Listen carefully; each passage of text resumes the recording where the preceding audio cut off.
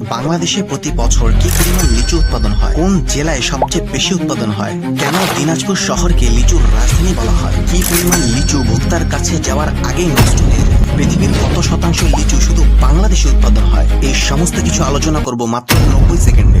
চলুন বিস্তারিত আলোচনা করা যাক।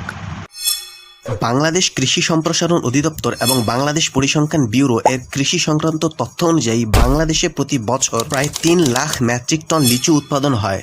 সাধারণভাবে সবচেয়ে বেশি লিচু উৎপাদনকারী জেলা হিসাবে পরিচিত দিনাজপুর শহর। দিনাজপুরকে বাংলাদেশের লিচুর রাজধানী বলা হয় কারণ সর্বাধিক লিচু উৎপাদন হয় এই জেলায়। বিশেষ করে বোম্বাই ও বেদানা লিচুর জন্য দিনাজপুর সারা দেশে বিখ্যাত। বিভিন্ন গবেষণা ও কৃষি সংক্রান্ত প্রতিবেদনে দেখা যায় পোস্ট হারভেস্ট অর্থাৎ লিচুর সংগ্রহ পরবর্তী ক্ষতি সাধারণত 20 থেকে 30% মতো হয়। ছোট্ট একটি হিসাব করি, যদি বাংলাদেশে বছরে প্রায় 3 লাখ মেট্রিক টন লিচু উৎপাদিত হয় এবং 20% ক্ষতি হলে প্রায় 60,000 মেট্রিক টন লিচু নষ্ট হয়, আর 30% ক্ষতি হলে প্রায় 90,000 মেট্রিক টন লিচু নষ্ট হয়। অর্থাৎ প্রতি বছর প্রায় 60 থেকে 90,000 মেট্রিক টন লিচু ভোক্তার কাছে পৌঁছানোর আগে নষ্ট হয়ে যায়। এর কারণ সঠিক কোল্ড স্টোরেজের অভাব, পরিবহনের সময় চাপ ও আঘাত লাগে এবং অপর্যাপ্ত প্যাকেজিং। আন্তর্জাতিক কৃষি পরিসংখ্যান তথ্য অনুযায়ী বিশ্বে প্রতি বছর প্রায় 3.5 থেকে 4 মিলিয়ন মেট্রিক টন লিচু উৎপাদিত হয়। অন্যদিকে বাংলাদেশে প্রতি বছর প্রায় 2.5 থেকে 3 লাখ মেট্রিক টন লিচু উৎপাদন হয়। সহজভাবে বললে পৃথিবীতে উৎপাদিত প্রতি